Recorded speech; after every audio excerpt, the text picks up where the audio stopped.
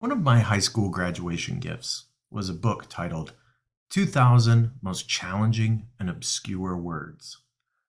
I thought using some of those words made me sound smart. What they really did was get in the way of communication, because the goal of communication is not to demonstrate knowledge. The goal is to be understood. An expert in effective business writing and advocate of the use of plain language, Leslie O'Flahaven joins me this week and shares skills and tips to write more effectively to achieve that goal.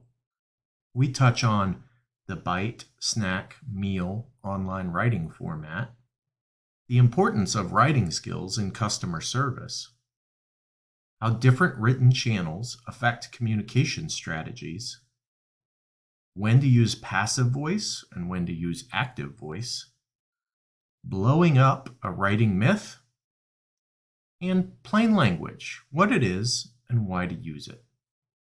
Let's get to it.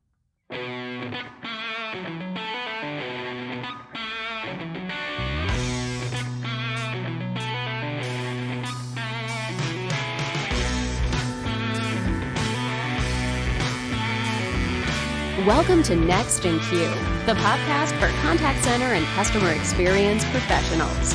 Next in Queue is brought to you by HappyTo, your service team's personal coach, giving them the process, resources, and insights to deliver the perfect customer experience over the phone. Learn more at happitu.com. Now, here's your host, Rob Dwyer. Hey everyone, thanks for joining this episode of Next in Queue. My name is Rob Dwyer, and joining me today, I have the honor of bringing to you Leslie O'Flahaven, who is the founder and president of eWrite. You do some LinkedIn learning courses. You are a big proponent of plain language, which we'll talk about. Lots of recognition all over the board for you. But to start, I have to say that I have a little bit of a bone to pick with you. Are you ready for this? Pick away. I look at my Google News feed almost every day, and there are lots of articles about various interests. A lot of them have a very similar format. And I understand that you are responsible for, yes, you, don't give me that shocked face. You are responsible for this format that's called Bite, Snack, Meal. Can you tell me about that? Yes, indeed I can. And we must be in upside down world. We're in bizarro world because most of my professional life involves being ripped off on that concept. I'm almost never credited for that concept. Besides, you have credited me, and a librarian from Vancouver credited me once. And she actually wrote a Wikipedia page about Bite Snack Meal. So thank you. Thank you. I feel like your Google stalking has found me online. We already knew each other. I'm in good company if I'm in company with a librarian in Vancouver, I feel like. Yes. So that's good Yes. news. Well, thanks a lot for asking about this because I've actually have two concepts for the words on my headstone. I've told my children that my headstone should probably say, "She unloaded the dishwasher." But if it doesn't say "she unloaded the dishwasher," it will say "Bite, Snack, and Meal Lady," because I think this is really my sole discourse, my sole contribution to American or online discourse. So what is this concept? Back in 1996, when I formed eWrite, we started out offering web writing workshops. And back then, when people were writing web content, they often did, brochure where they would take the copy from their 6-panel folded paper brochure and they would put it online verbatim. And so I was looking for a way to explain that people who are reading online might want just a little information. They might be just a little hungry, so they want just a headline. or they might want a lot of detail, ample information. That would be a meal. Their appetite is extensive, or they might want something in the middle, like Goldilocks. We want the just right. Yeah. And that could be the snack. And early back in 1996, web content writers were reluctant to repeat anything, because in print writing, repeating is being redundant. But in online writing, because people navigate through hyperlinks, this is not redundant, it's required. And I came to this business, eWrite. I formed this business after a career as a high school and college writing teacher, an English teacher. And I knew the power of metaphor and the power in teaching, and the power of that particular metaphor, bite, snack, and meal. It has lasted. Here we are, 2022. The bite, snack, and meal is still going strong because it's accessible and meaningful to people who are writers and to people who are not writers. And they meet in the creation of online content. Non-writers and writers all contribute to online content, so that metaphor really works. And thank you for thinking of it. It's like a favorite child. Well, it was interesting when I saw that, because I was like, I see it all the time. Like, Mhm. you've got your grabber of a headline, and then, a picture usually, and then underneath the picture, there's like these, 3 to 5 quick synopsis of the whole article, and then you get into the whole article below that. And I was like, that's all Leslie. She did that. Yeah. And when websites were static sized, back before responsive design gave you every size from teeny to huge, the bite, snack, and meal was really important, because your content wasn't going to adjust size or even scope based on the size of the reader's device. And then when responsive design came in, bite, snack, and meal got a little shaky as a web content concept, but social media revived it, Mhm. Yeah, because what is a tweet except the bite and the snack? yeah, That's what absolutely. it is. Mhm. Yeah. So you alluded to your previous career, and one of the things that you did that I want to hear more about is you actually wrote for the Smithsonian. Tell me about that. Thanks. Yes, the Smithsonian Institution, each museum and each institution has an education office, and the Smithsonian Institution across all of the museums also has an education office. So when I was leaving my career as a teacher and starting my career as a freelance writer and eventually eWrite owner, I spent a few years as a consultant, as a writer of educational materials for various Smithsonian museums or institutions. And I had a wonderful time. I would write teaching materials like curricula. There was a format called a teaching poster, a big, beautiful image that they would send to teachers, all folded up, and on the back were teaching activities. And I wrote several websites and other kinds of projects. But along the way, when I worked for the Air and Space Museum and I wrote content for them, I got to meet a lot of Tuskegee airmen. Oh, That wow. was Yeah. so exciting. And right before the Smithsonian Institution opened the National Museum of the American Indian, I got to go to the place where they were storing the Aztec gold and see it Wow. in the drawers. I had white cotton gloves on. I could see it all in the drawers and hold some things, because I was writing a family guide to the museum, and one section of it was going to be about the Aztec gold. So that was a great gig. I also, 100 years ago, wrote the copy for a set of trading cards on the American presidents. And I don't think Wow. any kids got those in the stocking at Christmas, but I did write the copy. That is some really interesting work. What Mhm. was so aside from the trading cards, what was your favorite piece that you worked on during that time frame? I think I think that Air and Space Museum experience of writing about African American pioneers in aviation. That was fascinating. And by coincidence, I live in the Washington, D.C. area, and one of the earliest African American female aviators, Bessie Coleman, flew from the airport in College Park, Maryland, which is only about 6 miles from my house. It was an amazing experience because enough of the aviators we featured in the teaching materials were still alive, or they had lived in the DC area because of their connection to the military. And though the Air and Space Museum's collection on African American pioneers in aviation wasn't that glamorous, the website and the experiences of meeting the people around it was really wonderful. Yeah, it's really a treasure to meet people who certainly are of a different generation than you, and people that you admire for one reason or another, because there really is only a short window before that becomes not a possibility. And so I know that feeling. I've had the opportunity to meet some people that are no longer with us that I just think, wow, that was really great.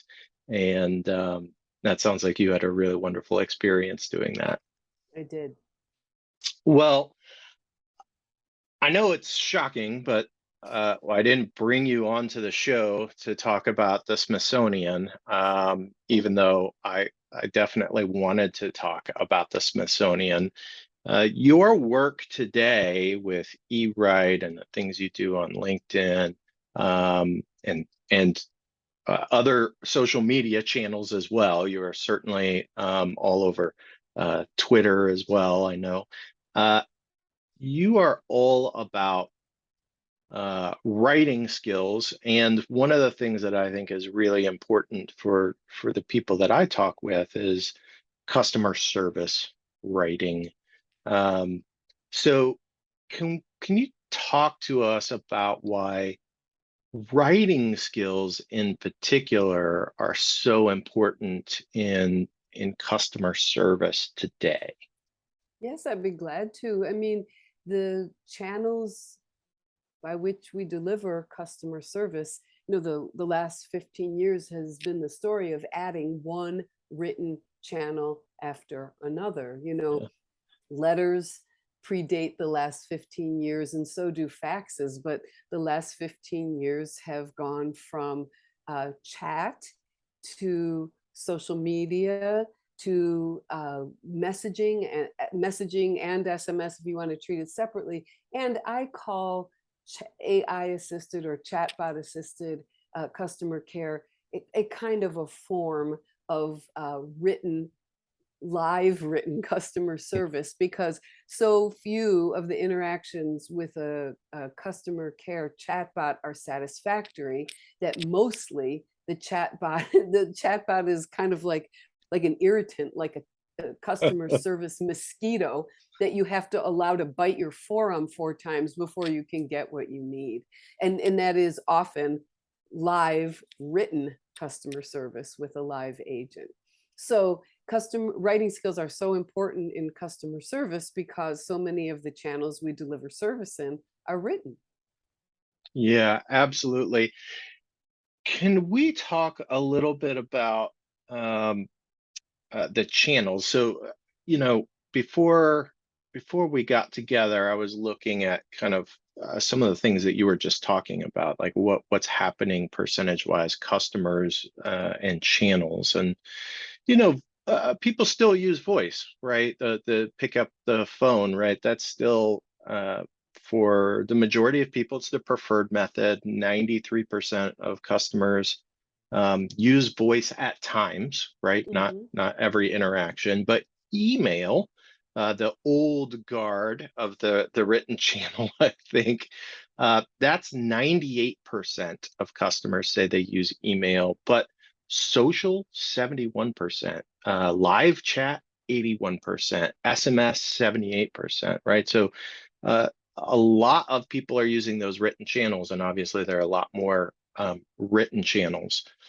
Can you talk to me about Is there a difference in how you approach those different written channels? Mhm. There definitely is a difference because um, each of the channels functions differently, and your writing skills need to match the functionality of the channel. So, for example, in live chat allows probing. Email doesn't allow probing. So we use Mm, probing questions all the time when we're on the phone. And we could use probing questions in email, but it would defeat the expectations of the email, and it would not suit the way the email channel is staffed. It would increase the number of emails in a conversation, and most contact centers deplore that. They don't want to do that. But chat, of course, allows for probing, and good customer service writing in chat includes probing. It includes open-ended questions, closed-ended questions, ones that invite the customer to elaborate, and ones that strictly don't. They want the customer to answer yes or no. The other writing skill we need in chat that we don't need in email is being able to keep track of a nonlinear conversation, because chat mm, conversations aren't linear. And so sometimes we need the writing skill of redirecting, or saying, I will gladly answer your question about how to update the software. Let's first troubleshoot the problem you're having with this version of the software. So if I had to make a gesture, chat is kind of like the writing skill involves being able to loop. You have to loop, and you may follow the customer in a nonlinear way. You may observe that the conversation is nonlinear and try to redirect it or get it back on track. But you don't do that in email, and you don't do it as much in social media. In social media, you have two writing needs that you don't have in email or in chat. And one of them is to cool down an angry person who's going off in front of the whole Twitterverse. So we don't have to cool down a person for those reasons, as in, I don't want to start a big fire here. But we do have to know how to do that in delivering customer care in social channels. And the other one is to get the customer to continue the conversation in private, in a direct message. We don't have to do that in email or in chat. So in most written channels, we want people to spell correctly. We want them to be friendly, polite, and welcoming. We want them to express empathy, et cetera, et cetera, et cetera. But the way the channels really differ, the writing in the channels really differs, is based on how the channels work. yeah, that's really enlightening. I want to come back to social because I one of the things that you mentioned, right, is trying to divert this to a private conversation. And it seems like some companies don't take social maybe as seriously as they should, and yet it is the most public form of customer interaction out there. Do you see that this is something that companies are still trying to master? And I mean, it seems like there are a lot of roadblocks or potential pitfalls when it comes to dealing with social. Well, I think I see two things. We see companies that aren't serious about social customer service, and we see companies that are using their marketing teams who are creating social content to receive social customer care requests for help, but they're not prepared or trained to answer them. So the request for help gets passed to another channel, even though the customer wants help in social media. I also see some companies that kind of gave up on serious and high quality social customer care because they didn't want to cope with the fact that they could be doing this private interaction publicly, and they do a kind of okay job.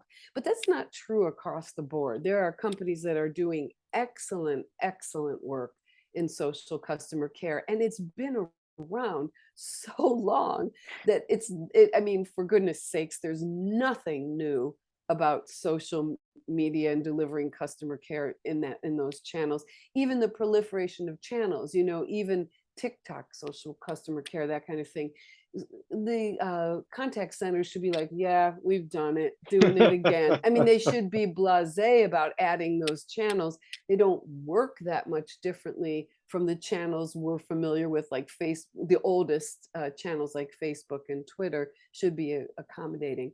There's one thing that many companies could do a lot better in social customer care, and that is explain why they're moving the conversation to a direct message. Because from a customer standpoint, there's a few little paranoias or suspicions. Are you trying to get me into a private channel to shut me up? That's one of them. And the other is the customer thinks, I have contacted you. I contacted you by tweeting you. And we say, I want to help you over in this other channel in Twitter, in a direct message. But from the customer standpoint, that's a second contact. Why can't you help me here? I want you to help me here. So if we're going to ask them to move, we better tell them why and what they're going to get. For example, I want you to be able to freely share your account information with me and your order number, and I don't want you to do that in a public channel. Or I want us to both be able to write at a satisfying length, and we can't do that over here. But don't just ask them to DM you. They've already told you they need help. Yeah, that's great. Really putting the why into it beforehand so that they're more motivated then to Mhm. follow you into that next channel. That's really good stuff. What are some of the biggest mistakes that you are seeing in written communication in general, right? Pick your channel if you want, but what do you see as like the continued over and over, and you just want to throw your hands up and go, wow, why haven't we figured this out yet? Do you mean in customer service, that kind Yeah. of? Yeah. I'm going to say this in a mocking way, but I actually mean it in a kind of cute way. Anytime a customer complains, you didn't ship my package to me on time, and the company replies, we work very hard to ship packages to our customers on time, and 99% of our customers do receive their packages on time. It was like, well, I didn't. Don't it's a content issue, not a word craft issue, really. It's defending yourself, or presenting the customer with some kind of numerical truth when the very thing they're complaining about is the thing you say you do all the time. So I think we need to stop doing that. At the word craft level, like writing mistakes, I would say not writing in active voice, Mm. because it's a hallmark of bureaucratic writing to write in passive voice. And we don't want our customer service communications to sound bureaucratic or remote. So we don't want to say, it has been reviewed, your account has been reviewed, and it has been decided that we can waive your late charge. Or no, I didn't even do it well enough. Your account has been reviewed, and it has been decided that your late charge will be waived. Right? That's all passive voice, and it sounds like it came straight from our least favorite government agency, whatever it is. But we need to write an active voice, because customers deeply want to know who's doing what here, and especially, what are you going to do to fix my problem? So we've reviewed your account, and we've decided that we will waive the late fee for September. It's a much better sentence. Yeah, absolutely. And it demonstrates that ownership, right? It's Mhm. not just about the voice, but in a lot of ways, it's about feeling like, from the customer point of view, that this person is helping me, or they're a decision maker and I can talk to them. Um, Whereas if I use that passive voice, it sounds like I'm not even talking to the person that I need to be talking to at that point. That's right. And syntax matters. Passive and active voice are a syntax choice, and when you write an active voice, the syntax or the very structure of your sentence matches the outcome you want, which is we want this customer to feel seen, to feel respected, and to not contact us again about the same problem. But when responsibility might be difficult for the company to take, the example I gave is great. We're going to waive your late fee. That's easy. But when it's hard for the company to take responsibility, or when we are reluctant to indict or accuse the customer of something, even if they did do something wrong, and we often slip into passive voice. And I'm just urging writers to have the courage of the syntax that makes things clear, even when it's awkward. That's really important. I wonder, are there times when the passive voice is actually preferred, or it makes sense? Yes, definitely, especially if you don't want to accuse the customer of something, because accusing them, even though they may deserve it, accusing them will hurt the service interaction. So, because you typed an invalid password 3 times in spite of the warning, you've been locked out of your account. That's active voice. But if you're just about to unlock the customer's account, you don't need to be telling because you typed the wrong password 3 times. You could say, because an invalid password was entered, passive voice, we will unlock your account. Your half could be active voice, but their half could be passive. But the point is, you do it on purpose. That's the real thing. You choose the voice on purpose because it matters. Yeah, I love that. So one of my favorite shows on, what was it on? Discovery? I can't remember. It doesn't matter. It was MythBusters. I don't know if you're familiar with MythBusters. Yes. Seen them live. Awesome. So I want to know if you have any writing myths that you want to bust right here, right now.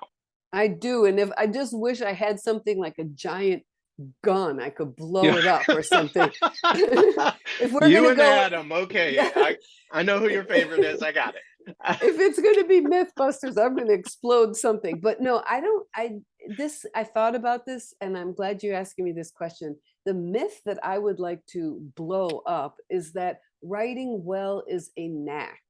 It's not. It's a learned skill. It's not like being able to sing on key or curl your tongue or any of that stuff, especially at work. Writing well is a learned and learnable skill. And I've devoted my whole career to encouraging people and to supporting them as they develop the writing skills they need to do their jobs well. That's basically my purpose in my professional life.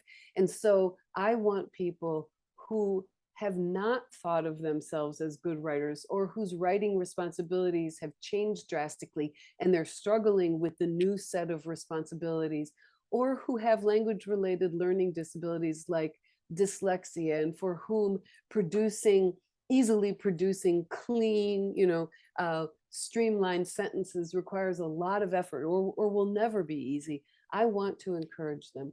You can learn to write well. You can learn to write better, that's for sure. And your development as a writer continues the whole length of your healthy life, the whole length. So if your career brings you new challenges, for example, many people who take on supervisory or managerial roles all of a sudden have to write performance reviews. They never wrote a performance review before. The stakes are high when you write a performance review, and you could doubt that you have the writing skills to do it. But growth doesn't stop. It's not a knack, it's a skill, and with help you can learn it. Yeah, absolutely. I have to write quite a bit, and I find that number one, editing is, you just have to do it, right? You have to give yourself some space once you're done with something, come back to it, ideally get some more eyeballs on it, especially if you're publishing it out for the world to see. A tool that I like, and I'm curious to hear if this is something that you like as well. I love Hemingway Editor Mm, on the web. mhm. Have you used that? I have used it. I haven't used it recently, but do you like it better than Grammarly? I like Grammarly and it has a nice plugin. The one thing I like about Hemingway Editor, I I'm just kind of old school, and you could find a tool and you're like, I like how this works. You just tend to go back to it. Hmm. Um, but I like the way that it puts its all of its suggestions out there for you. But Grammarly is another great tool. Hmm. You know, I haven't used Hemingway. One of my clients asked me to use it during a training for them with the training, and that was before the pandemic. So I haven't really used it that much, probably since late 2019 or early 2020. But I don't think outside of Microsoft Office, a grammar checker, most of them are pretty good. And it's uh, I'm here for helping people just take in as much support as they can. You know, there's a wonderful product called Visible Thread that this is probably more of a company-wide license. It gives great plain language advice. So, you know, let's let AI produce these products for us, yes, and support us as we try to write better in all different settings. Yeah, I had fun with your little dig at Microsoft there. But hey, look, we all have come a long way with our Microsoft products, and I love some of them, and there are others that there are pieces of I could do without. I think Yeah. that's most of us. So you brought up, I think a couple of times plain language, and I mentioned that at the beginning. Leslie, what do you mean when you say plain language? Well, plain language is not a term that I made up by any means. It's the name of a communication philosophy. It's the name it's a name of a group of people who advocate for plain language. And in the federal government, there is a Plain Writing Act of 2010. There's actually a law in the federal government that federal government agencies have to write some types of their communications in plain language. The communication philosophy means everything to me and to many other plain language advocates. But the word plain in plain language is giving us fits because it sounds like simple language or simplified or, you know, with fear, oversimplified language. And that's not what it means at all. Plain language is the belief and the practice that the measure of whether something you've written is useful is whether your intended reader can understand it and act on it. That's what plain language is.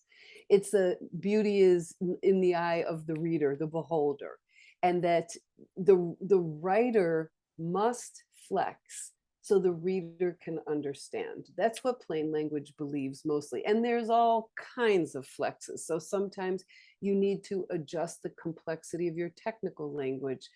Think of IT knowledge base. If customers have access to it and you use terms that only software developers know, your customers won't be able to use it. That's a plain language principle. And sometimes we talk about sentence length and paragraph length and reasonable limits to sentence length and paragraph length to make reading easier. And sometimes we talk about presenting information in tables instead of paragraphs to make comparisons easier. These are all plain language tactics. In plain language writing, we always believe that if the writer is asking the reader to do something or inviting the reader to do something, that taking action must be very easy for the reader. So, for Mm, example, if you believe in plain language and you're writing a web page about an internship application, you want to make it really clear who should apply and make completing the form for applying quite easy because the plain language measure of success on that type of a web page would be, can the appropriate applicants apply, right? So in plain language, we believe that the work of making something clear falls on the writer's shoulders, not on the reader's shoulders. The writer is beholden to make the content easier to understand, whether it's a tweet, an email template, documentation, a website, whatever it is. Yeah.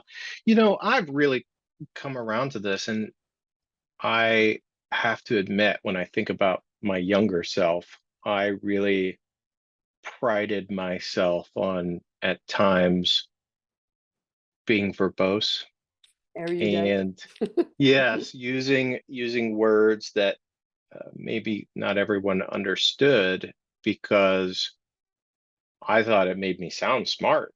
Mhm. And what I realize today is that the whole point of communication is to communicate. Mhm. And if your language or the way you use language doesn't clearly communicate, doesn't effectively communicate, then that's not what you're doing. You're not communicating. And it seems to me that plain language, right? That's the goal, just effective communication. In the eyes of the reader, yes. And no wonder you wanted to use words that made you sound smarter, sound words that might be there to impress but not to clarify, because most of us are raised like, we're brought up in a writing situation at school where we are always less informed than our reader. Always, our reader Mhm. is our teacher or our professor, and we are trying to impress that person. We are trying to show off because that person has a lot of power and knows more than we do. When you write at work, frequently you know way more than your reader does. And sometimes your reader has a great deal of power. It could be your CEO, but you still know more about that particular topic than that reader. And so the switch of power dynamic and the reason for writing causes us in workplace to write in plain language. We have a different reason for writing than we did when we were in school. Yeah, absolutely. I think the other thing that is different for me is today, just based on the nature of my work and based on what has happened with the internet, is that I talk with a lot more people for whom English is a second or maybe a third or a fourth language. Hmm. And uh, their English skills are usually really, really good. At the same time, if that's not their native language, the more that you can use that plain language communication, the easier it is for them to understand your Hmm. message. Right. Right. And shouldn't we be humble in that way? Because here's a person who's using a second language and maybe a second alphabet. Surely we can carry a little bit more of the weight and do the work to write plainly. Yes. Yeah, absolutely. Well, Leslie, tell me, what is aside from the things that we've talked about, right? I mean, certainly active voice, I think, is something we can take away from this. But if you had another tip just to give writers, regardless of the channel or kind of who that audience is, but we're talking about business communication, what tip would you give people? Say, move your writing style a little closer to your speaking style. This Mm, is one of the changes that we've seen in business writing in the last generation, surely, and even in the last 5 or 10 years. Many people experience this as, oh, business emails are sounding more like texts or something like that. Or some big grouchy people say, people can't write anymore and the standards are going in the toilet. I don't say that at all. I would say, move the professional style of your writing a little closer to the way you talk. For example, it's perfectly acceptable to use contractions in your business writing. It makes your writing sound more natural. it's perfectly acceptable to write a fragment or two in your writing. Again, a full sentence shoulder to shoulder with a fragment or two every once in a while will make your writing sound more natural. It's perfectly acceptable to use the personal pronouns you use when you speak. You refer to yourself, you address the other person as you. Those personal pronouns belong in your business writing because it will make your business writing sound warmer and it will be more compelling and more direct. I love it. Leslie, thank you so much for joining me today. This has been a wonderful conversation. It's absolutely my pleasure. I know we could create 6 forms of torture by going on as long as we want to. It'd be a several-hour conversation. No one wants that, but I do. So I hope I'll get to talk to you again soon. Yeah, absolutely. And I know that your courses are obviously available on LinkedIn Learning. You are on LinkedIn, of course. If someone wanted to get in touch with you and maybe wanted some help, is LinkedIn the best place to get in touch with you? Should they go to the Sure. website? Sure. Either way, I'm always monitoring LinkedIn and my website, ewriteonline.com. That form email will not go into the dark corners of cyberspace. I will be answering it. You can also email me at leslie@ewriteonline.com. All right. Well, thank you for that. I'm sure your response emails will be personalized and use an active voice. Of course. All right. Thanks. Thanks, Leslie. Have a great day. You too. Bye-bye. Bye. Next in Queue is brought to you by Happy To and is produced by me, Rob Dwyer. If you enjoy this podcast, please subscribe in iTunes or your favorite podcast app and rate it. But more importantly, please tell just one person about this podcast. Word of mouth is the best way for people to discover new content.